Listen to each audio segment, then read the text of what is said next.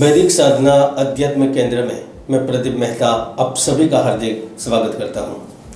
मित्रों, 24 जनवरी 2020 का वह दिन था जब ब्रह्मांड में सबसे कम गति से चलने वाली ग्रह, जिसे हमारे वैदिक ज्योतिष में धर्म ग्रंथों में न्यायाधीश का स्थान दिया हुआ है और जो इस ब्रह्मांड का सबसे महत्वपूर्ण ग्रह होने के साथ साथ सबसे ताकतवर ग्रह माना जाता है, उन्होंने धनु राशि में से निकलकर मकर राशि में प्रवेश कर लिया था।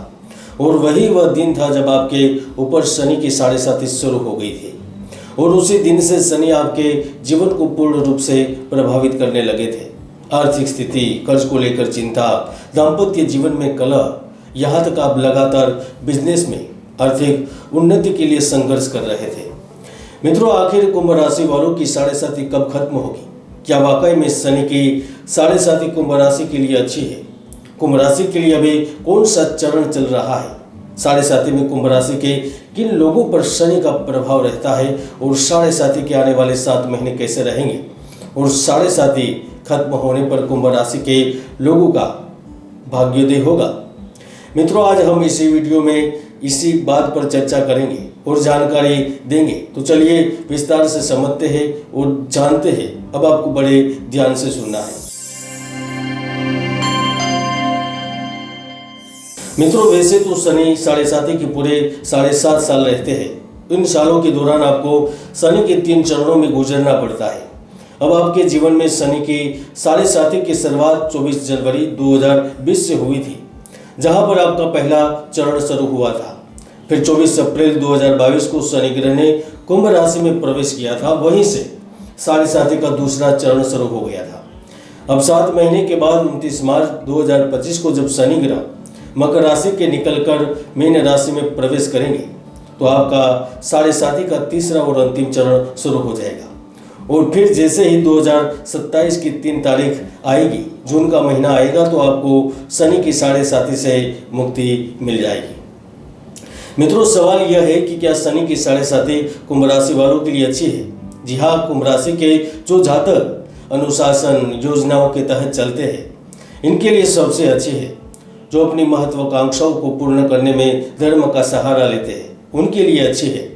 जो लोग अपने करियर में, स्थिति में, प्रतिष्ठा में अधिक सफलता प्राप्त करना चाहते हैं, अधिकार प्राप्त करना चाहते हैं, मेहनत करते हैं, उनके लिए सबसे अच्छी है। कुंभ राशि वालों, अब जानते हैं कि 7.5 के आने वाले 7 महीने कैसे रहेंगे।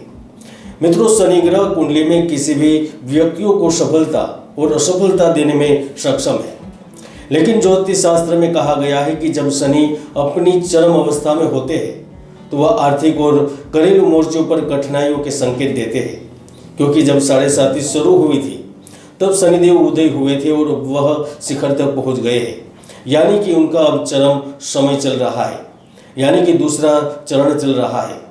ऐसे में शनिदेव आपको बेहतर परिणाम प्राप्त करने के लिए मेहनत करवाते हैं, आपको सफलता प्राप्त करने में बहुत देरी करवा देते हैं। आपके हर कार्य रुक रुक कर करवाते, लेकिन करवाते जरूर है। क्योंकि इस समय शनि आपकी कुंडली के प्रथम भाव में गोचर कर रहे हैं, जो आपको गुणवान और दीर्घायु बनाते हैं, आपको राजाओं जैसे अधिकार देते हैं, व्यक्तिगत तौर पर वित्तीय मोर्चे पर भी परिवर्तन करते हैं। आने वाले 7 महीने में आपको किसी भी कार्य में कुछ हद तक संघर्ष करना पड़ता है, लेकिन फिर वह आपको अचानक से लाभ भी देते हैं। अगर आप अगले 7 महीने में आत्मविश्वास और धैर्य को साथ लेकर चलते हैं, अंततः सफलता आपकी ही होती है। मित्रों, अगर आप अधिकारों के लिए जूझ रहे हैं या फिर न्याय चाहते हैं तो शनि आपको न्याय देते हैं। आपके विरोधी कितने भी क्यों न हो, आप उन पर विजय प्राप्त करते हैं। अगर आप मेहनत करने से नहीं घबराएंगे तो आपकी कंपनी, आपका बिजनेस आपको 100% लाभ देता है और यह सब शनि की वजह से संभव भी होता है।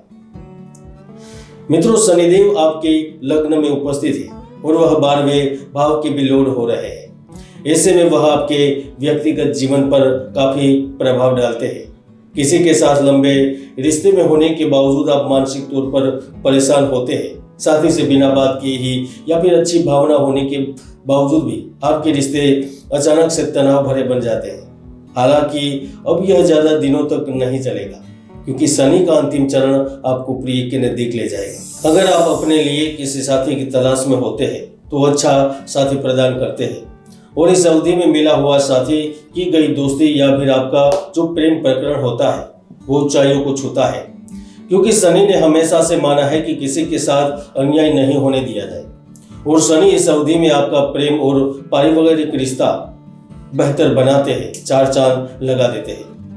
मित्रों, जब आप समुद्र के मध्य में होते हैं तो आपको समुद्र शांत नजर आता है, और जैसे ही किनारे पर पहुंचते हैं तो आपको उनका एहसास होता है कि समुद्र तो बहुत डरावना है, इनकी लहरें काफी अशांत है। मित्रों, इसी तरह आप जीवन के उस मोड़ पर पहुंच चुके हैं जहां पर किनारा नजदीक है, यानी कि 7.5 में भी लाभ की संभावनाओं के नजदीक है। ऐसे में खासतौर पर जो शनिदेव की प्रिय धातु से संबंधित कार्य करते हैं, जैसे लोहे से संबंधित, तो समझ लीजिए कि शनिदेव की कृपा आप पर बरसेगी, आप धनवान बनेंगे।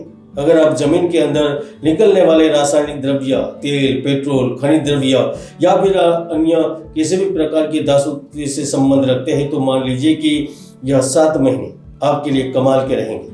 उनके साथ साथ जो व्यक्ति सरसों तेल या फिर रिफाइंड तेल का कारोबार करते हैं, उन्हें भी शनिदेव इस अवधि में मालामाल करते हैं।